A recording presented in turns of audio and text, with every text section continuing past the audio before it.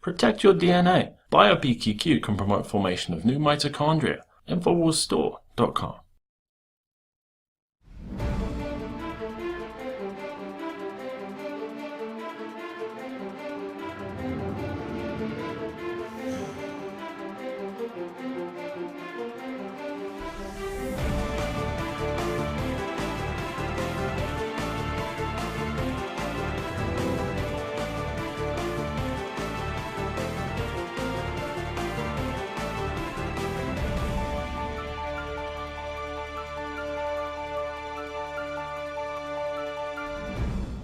Good evening and welcome to Infowars Nightly News with me, your host, Paul Joseph Watson, on this May 21st, 2012 edition. Tonight. You will not disrespect the President of the United States in this class. An audio recording between a teacher and a North Carolina high school student goes viral as she tells her students that it is a criminal offense to criticize Obama. Plus, the state of Hawaii responds to the Arizona Secretary of State's request for Obama's birth certificate. Then, the police state welcomes NATO as Mayor Emanuel has authorized militarized social control of Chicago, and protesters who've clashed with police are being held on terrorism charges. All that plus more of tonight's top headlines, and Syrian Girl joins us live via video Skype tonight on the Infowars Nightly News.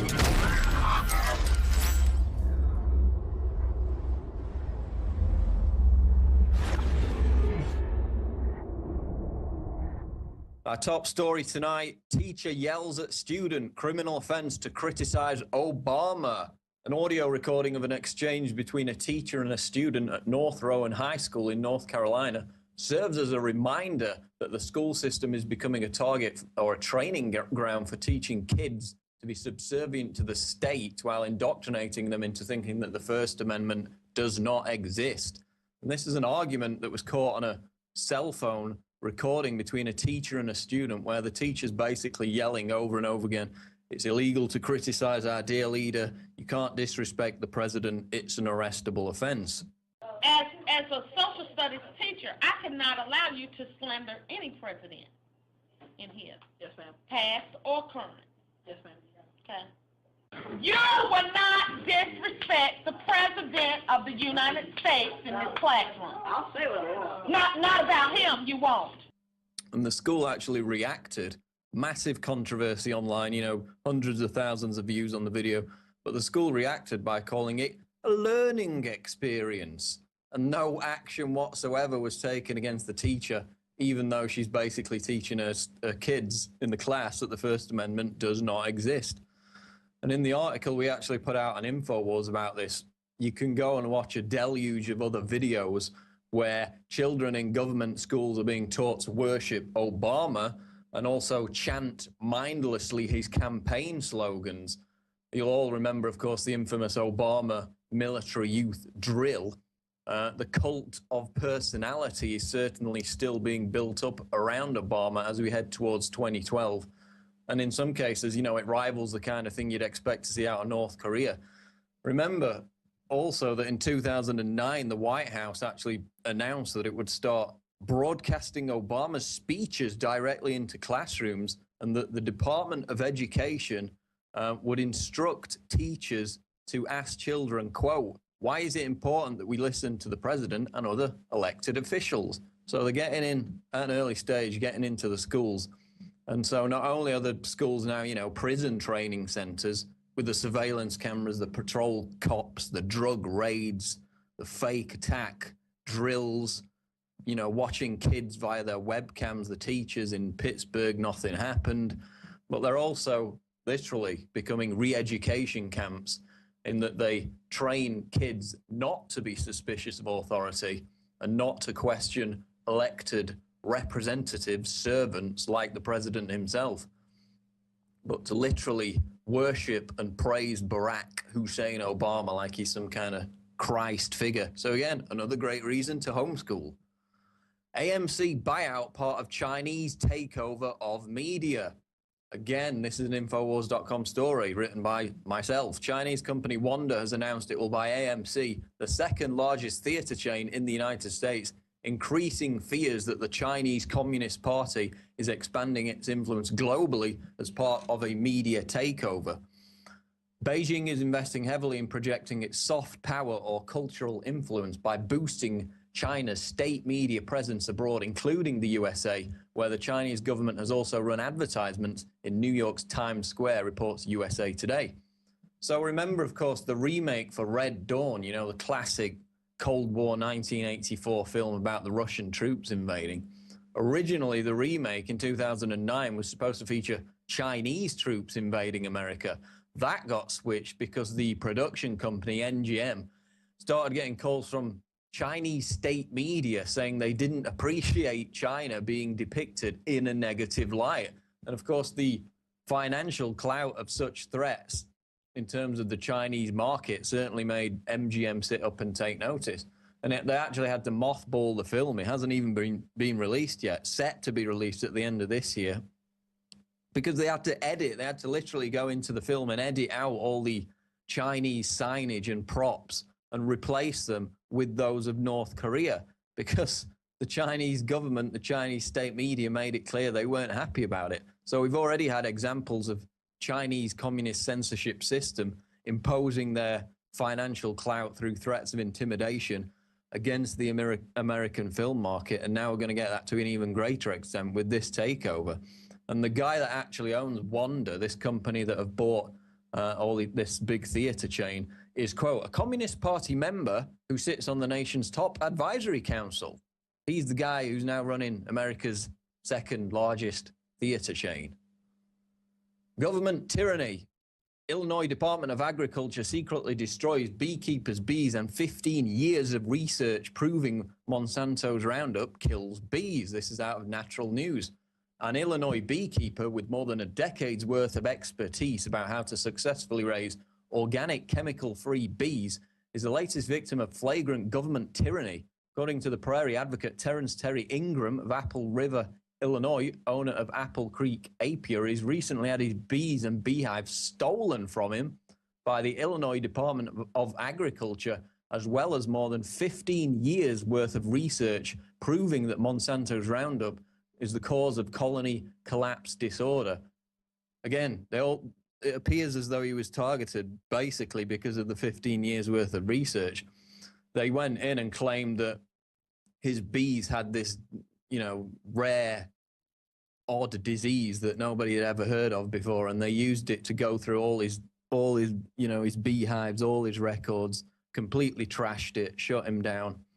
And, you know, given the fact that Monsanto is buying up the very companies responsible for producing the studies that found that their pesticides and herbicides cause CCD, it's no surprise to see it now going to this level where they're directly going onto people's farms, no warrants whatsoever, and just shutting people down, because the beekeepers, of course, they're the ones that are most aware of the environmental holocaust that Monsanto's products are waging on the bee population, which is, of course, vital for world food security.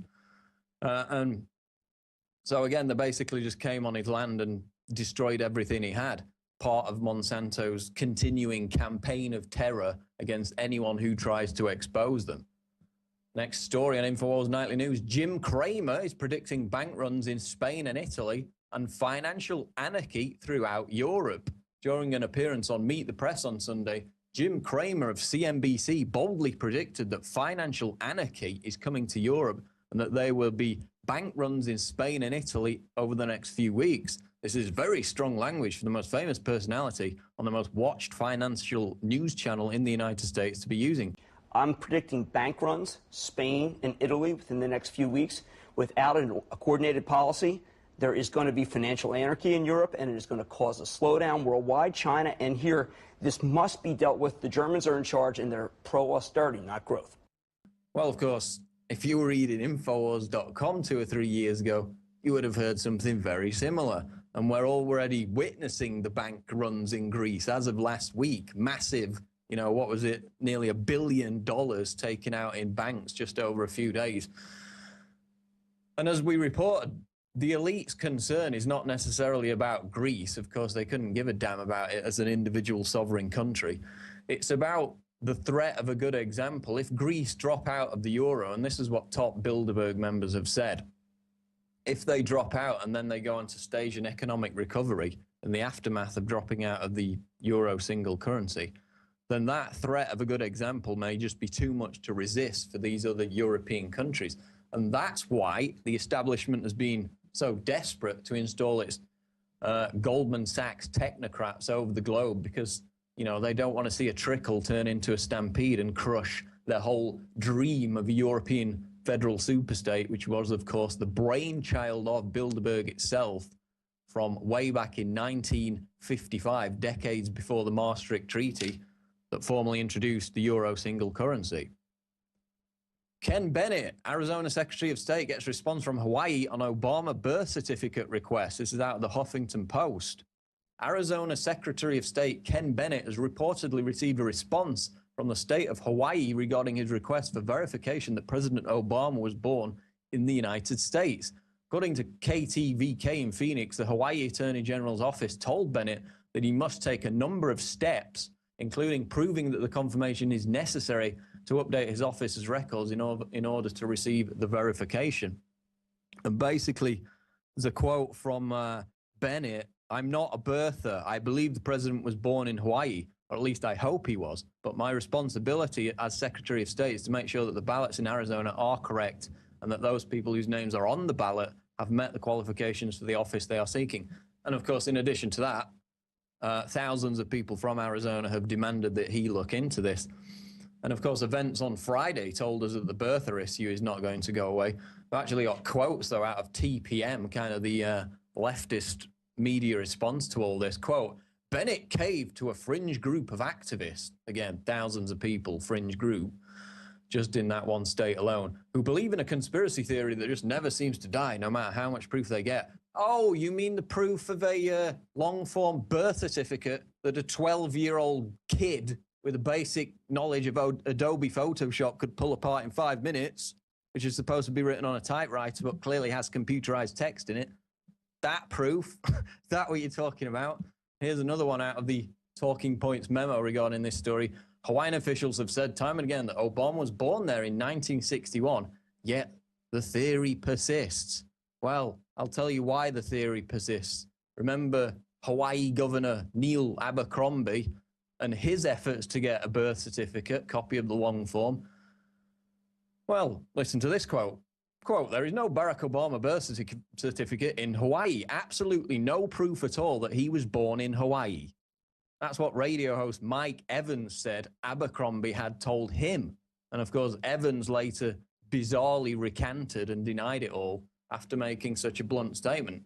But basically, the governor, Abercrombie, tried to get in and demand the records. He was a supporter of Obama. He just wanted to get him to shut people up. He got nothing. He got absolutely nothing.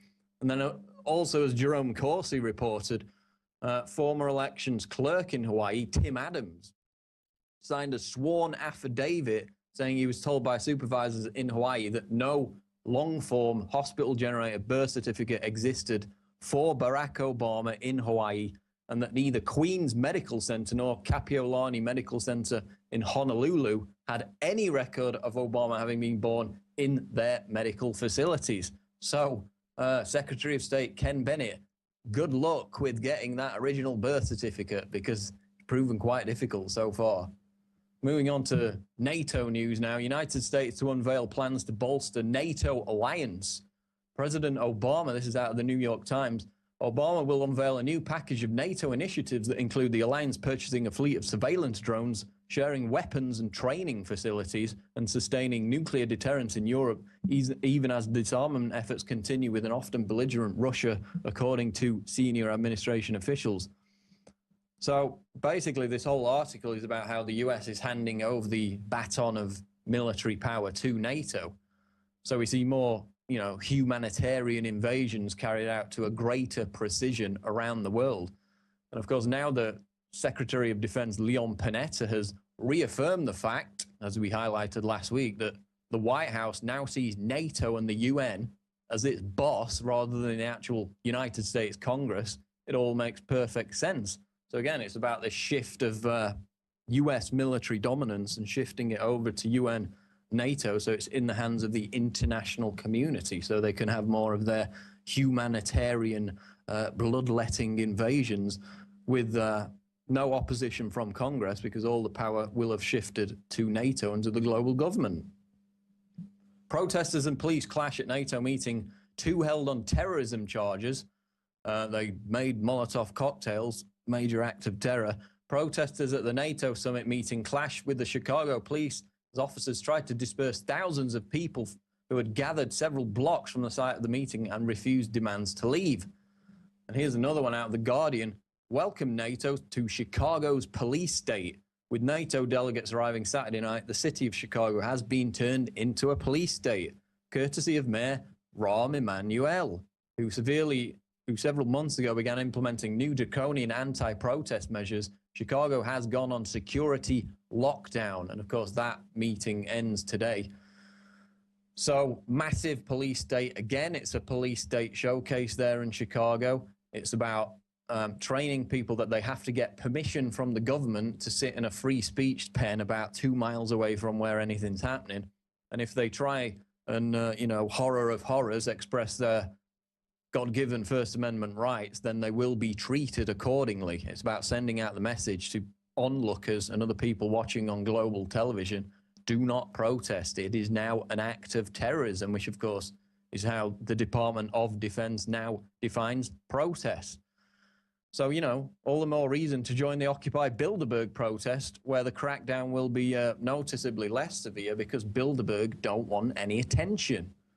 And as the attendees at Bilderberg this year in Chantilly are going to be broadly similar to the NATO summit, NATO's going to have a presence. So if you want to protest the global elite, but you don't want to get your head caved in by the loving cops, then I would suggest that you join the burgeoning Occupy Bilderberg movement, which is set to take place, of course, at the end of this month, 31st of May. And on that very subject, Bilderberg agenda attracts national exposure. The secretive Bilderberg Group's agenda for its 2012 meeting has attracted national attention, with an article by veteran political journalist Ken Vogel exploring charges that the organization is set to play a decisive role in the upcoming US presidential election.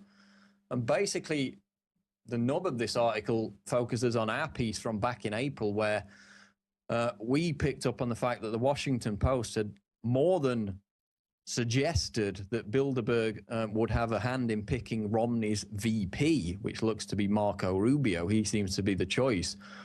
So basically in this article, Vogel talks to Romney's advisors, who of course, being Bilderberg attendees themselves, sworn to secrecy, they deny the organization wields any power. They say, people get together at a nice hotel, have a nice dinner, and then go home, and that's it. Of course, we've manifestly proven that to be complete nonsense over and over again. The Bilderberg Group sets the consensus for policy, which its attendees then agree to carry out in their respective spheres of influence.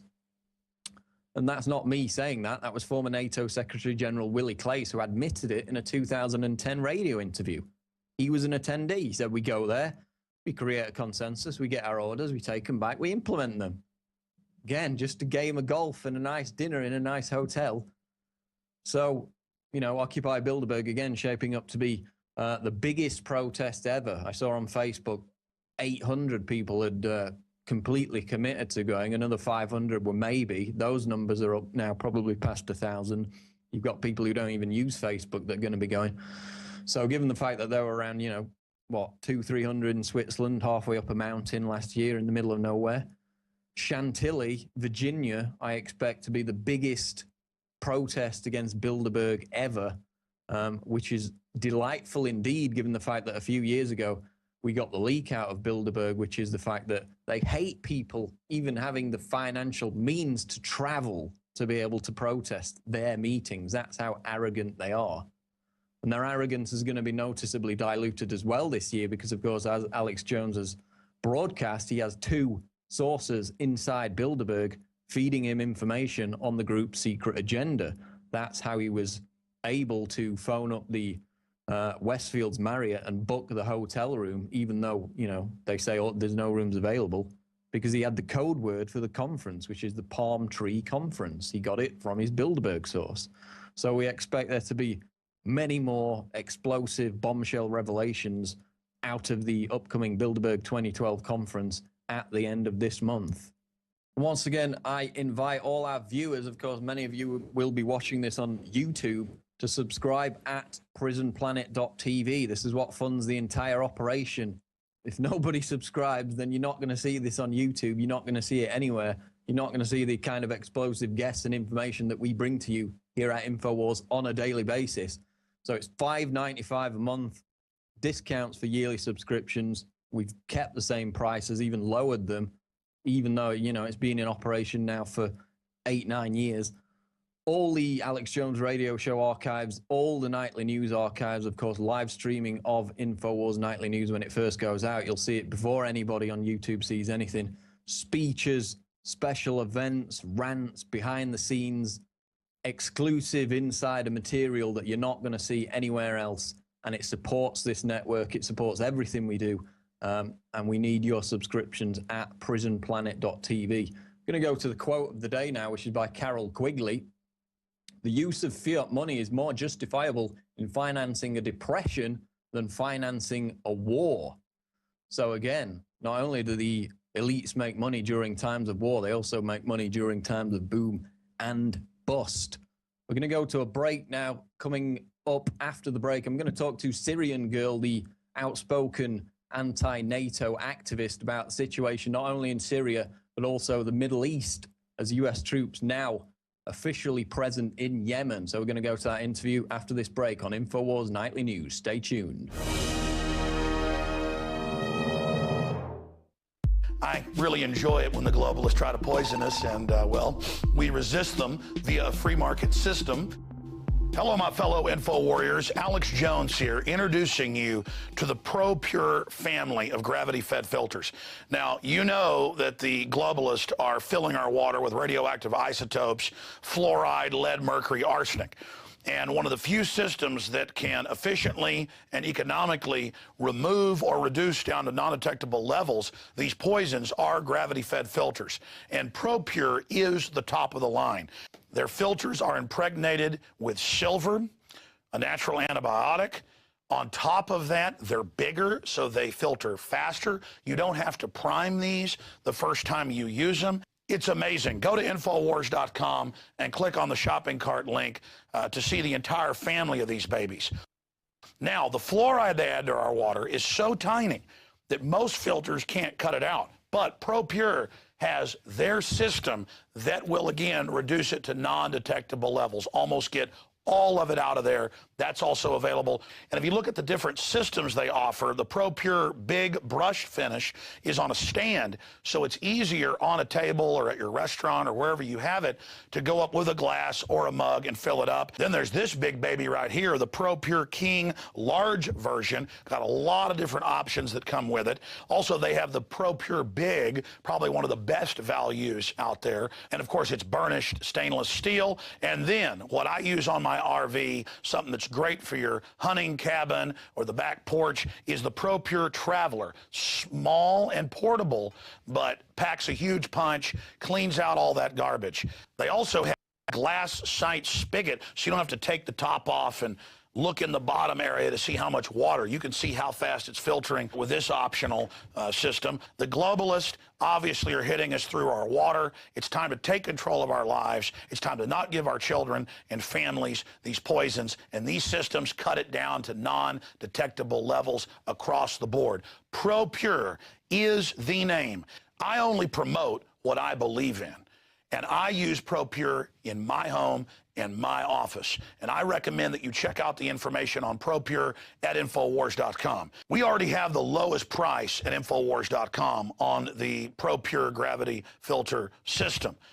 But when you add in the 10% off when InfoWarriors use the product code WATER at Infowars.com, nobody can top it. So again, it's a win-win-win. Stop drinking the poison water.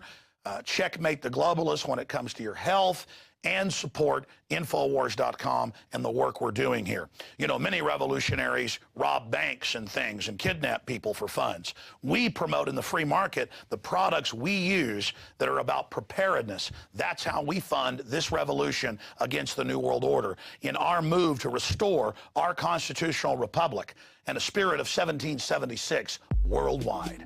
Check it out at Infowars.com.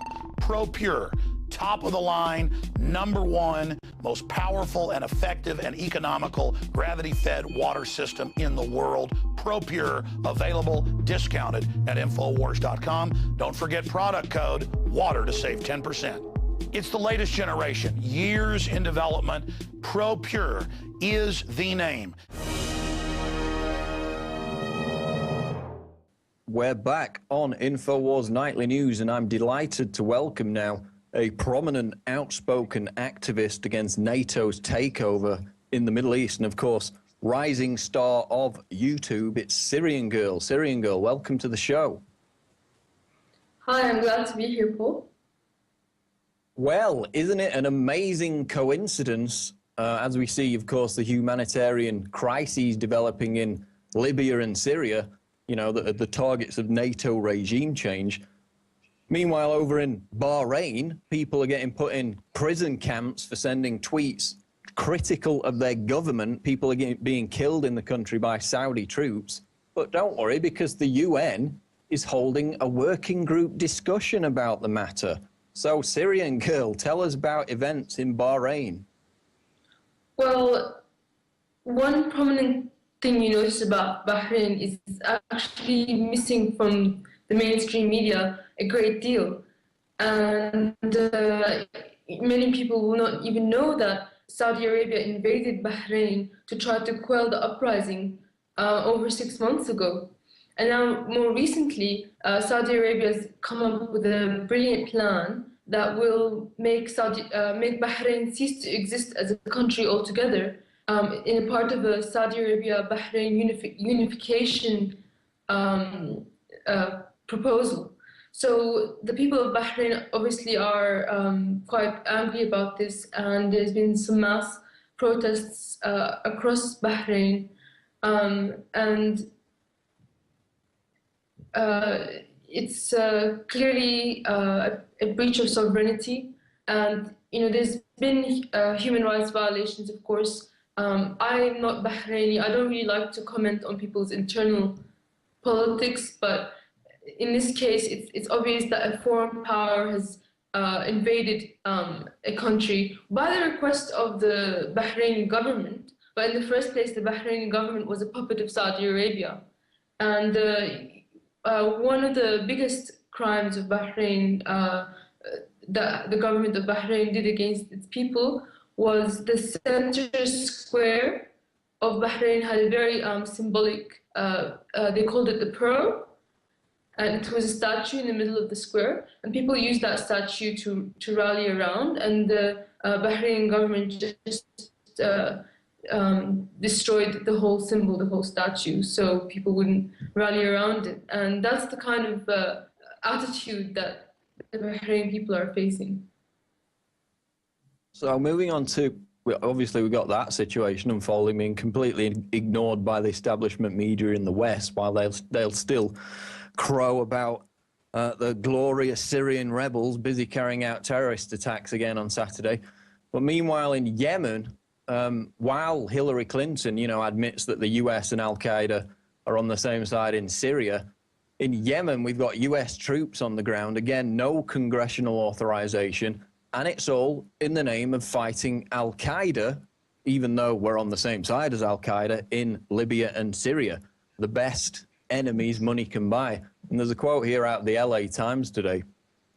Obama said in 2010 he had, quote, no intention of sending US boots on the ground to Yemen. But Army General David Petraeus, now head of the CIA, offered to secretly put US Special Operations troops in the country, leaked State Department cables show. Then President Saleh rebuffed his proposal, the cables show.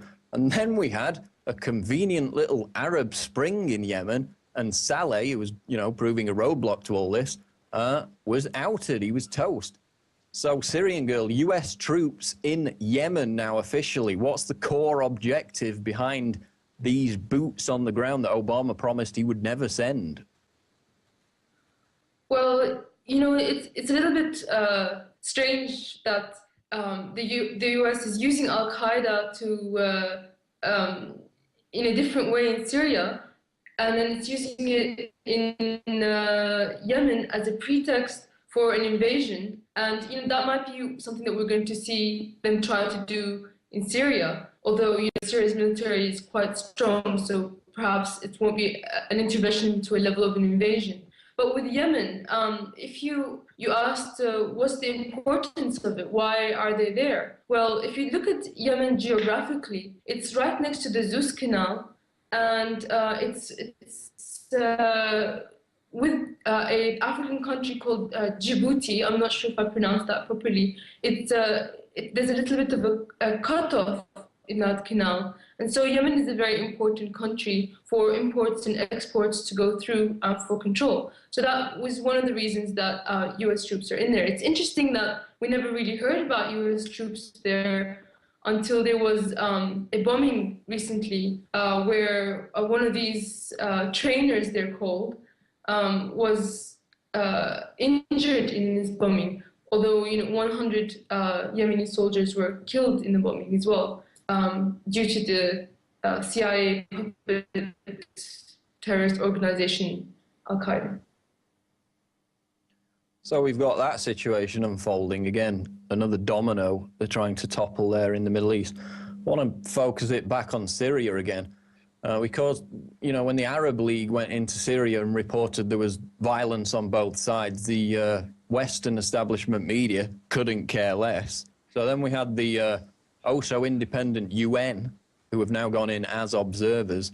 And we learn from the photographic and video evidence that they're palling around with Al-Qaeda, those same, bad guys that were in Yemen to fight, and actually under protection in this independent mission, under protection of the rebels.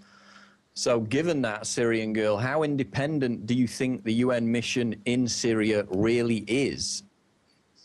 It's never been independent. We've seen the UN, being used as a tool to create wars for a long time now. And I think the whole point of the UN ceasefire is just to give the rebels a chance to regroup and rearm, because it came at the ceasefire was suggested at a time when they suffered a huge defeat in Bab Amr, which is a district in Homs, where they had a stronghold, and the military of the Syrian military actually went into it. So quickly then we saw this diplomatic overtures from the UN and NATO to try to salvage whatever is left of this sectarian insurgency. And this is what the ceasefire has been used as.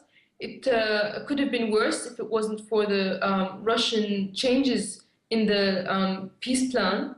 But of course, it was going to fail from the start because the insurgents themselves failed to agree to it, and they continued their offensive.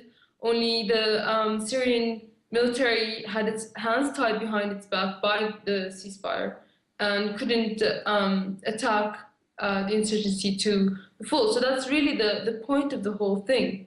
And it's funny to assume that the NATO side is wanting to see the ceasefire succeed, because as it was going, what has happened in Syria, the international EU and NATO has increased sanctions against Syria, and they have openly declared monetary funding and non-weapon aid to the rebels, although Syria and the Lebanese military has been capturing weapons shipments, huge ones, over the last few months since the ceasefire was declared. So it's obvious that at least the EU and NATO have no intention for there to be peace or a ceasefire, and they're actively undermining the so-called ceasefire. Well, a lot of people say it's just a holding pattern to get the rebels organised, because we now know that the arms are flowing in, funded by the US, of course, and the talk is that that observer mission is merely a stopgap until they can get those rebel brigades organised for a proper offensive, but we shall see. Sticking with Syria, though, another topic I find fascinating, because it directly relates to some of the stuff we put out, is our friend Syria Danny. Because isn't it interesting how almost immediately after that embarrassing performance on CNN's Anderson Cooper, himself a former CIA agent, you know, completely harmless, I presume, completely failed to defend his role in staging war propaganda, this Syria Danny, after he was caught doing so on video. And Syrian Girl, isn't it the case that he's basically now disappeared almost completely after being exposed as basically a war propagandist?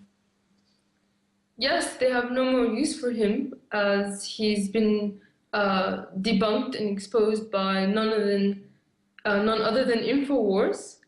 And you know, the video of him forging the interview existed for 2 weeks on the internet, and nobody picked up the story except for Infowars. And only once they did was Anderson Cooper forced to basically distance himself from Danny with this botched whitewash that they attempted on their show. So unfortunately, though, there's continuing disinformation coming out from the media, if not with the use of this Danny. You know, there's plenty of other people to buy off, and there's been a recent piece of information that from the FSA that they killed 6 Syrian officials, and Al Jazeera picks this up, you know, and then other media have picked it up. And in fact, all of those government officials came out and said they're alive. So the lies continue, and I don't think we've seen the end of them. Here's a common question, but it's one I'm going to ask. What do you say to people who say, well, this Syrian girl is just being paid by the Assad regime to propagandize and cover up the fact that his government's killed 10,000 people? Well, I think that it's just an easy way to put aside everything I say and delegitimize it, when it's obvious that I've stood clearly in my position that I have always been a patriotic opposition to the government. I have no links at all to the Ba'ath Party, and these allegations, you know, they're just a way to tarnish someone's image and someone's name by people who don't like what I'm saying. And I wonder who benefits least from what I'm saying. And, you know, they would have something to gain from claiming that I'm somehow linked to the Syrian government. Well, you know, I guess we've got the entirety of the Western establishment media pushing the line that these glorious rebels are in fact freedom fighters when they're carrying out terrorist attacks on a weekly basis. So I guess that angle's covered. Well, actually, another story I read in the Financial Times a few days ago was written by Anne-Marie Slaughter, who is a CFR member. And she was basically saying, look, we've reached an impasse with the Syria situation. Nothing much is happening. They haven't, you know, overthrown the regime as soon as they wanted. She said, let's arm the citizens with smartphones and facilitate them the ability to upload abuse videos to a centralized UN hub. So they're actually proposing going in there, arming people with cameras and cell phones and saying, you can go and upload, you know, your Syria Danny style propaganda videos to our UN hub. Does that sound open to abuse or what? I think it's pretty strange because that already happened. Most of the insurgents are armed with high-powered cameras, and I have video evidence of this because they all pulled them out when the UN monitors were present. And, you know, smartphones exist in Syria already, so what you're saying is a bit ludicrous and outdated because this has already been happening since the beginning.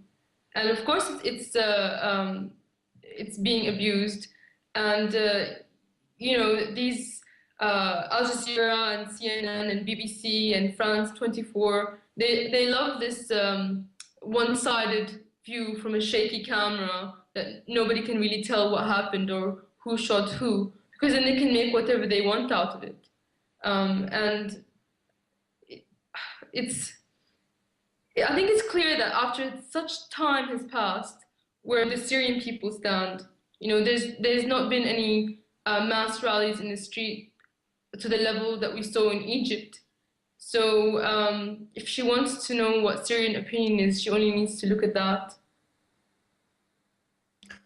Okay, is there any, tell people how they can get your material. I believe it's mainly on YouTube, isn't it? Yes, I have a Twitter account also. It's Partisan Girl, and I also have a YouTube. And I just wanted to say one last thing, because I was asked to by some Syrian compatriots that live in Sydney, Australia, that they've been attacked by sectarian forces that have burnt down their mosque, which is an Alawite mosque.